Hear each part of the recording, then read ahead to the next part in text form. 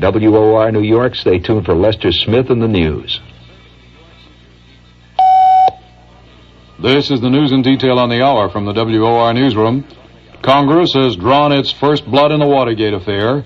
L. Patrick Gray, President Nixon's choice to run the FBI, will never sit in the chair occupied by J. Edgar Hoover. Tonight, Mr. Nixon apparently saw the handwriting on the wall, acknowledged that Gray would not be confirmed by the Senate, and withdrew his nomination of Gray to be the permanent FBI director.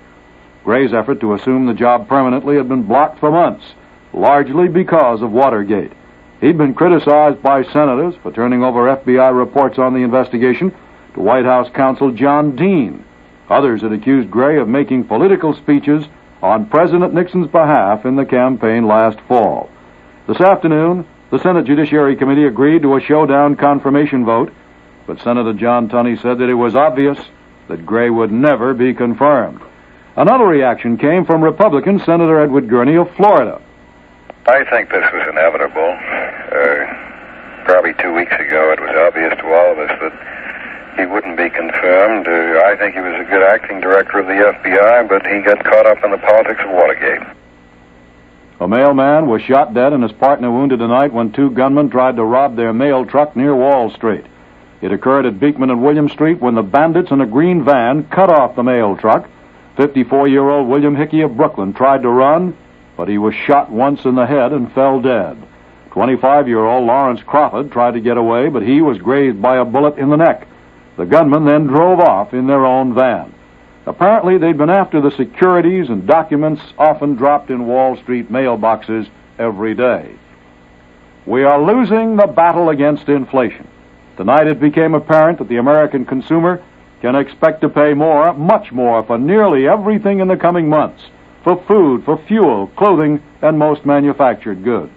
The Wholesale Price Index is up a record 2.2% in March.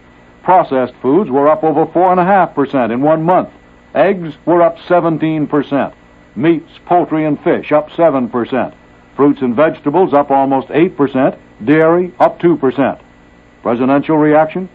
White House News Secretary Ron-Ziegler said what the administration has done already will tend to slow the inflation of food prices in the second half of this year. George Meany's impatient.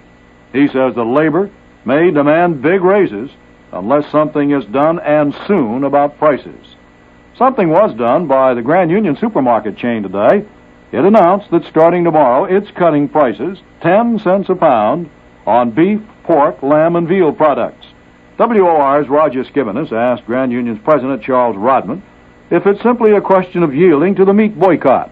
I would say that the thing has been building. There has been a slowdown in the movement of meat in our stores, and I think in the industry generally, for the last 3 or 4 weeks. The boycott itself this week, and it's too early to tell because the week isn't over with yet, will have an impact of somewhere between 20% to, say, 40%. It's varying by areas. I would say that the instant of the boycott has triggered our decision to take this merchandising action. By taking this action, are you going to be losing money, or do you feel that you can make it up on volume? We will definitely be losing more money than we're losing now in our meat operation unless customer reaction to this is strong and makes it possible for us to maintain this. Apart from this present boycott, many people are looking for long-term solutions to these rising food prices. What is that in your opinion? In my opinion, the only solution in the long term is to increase supply.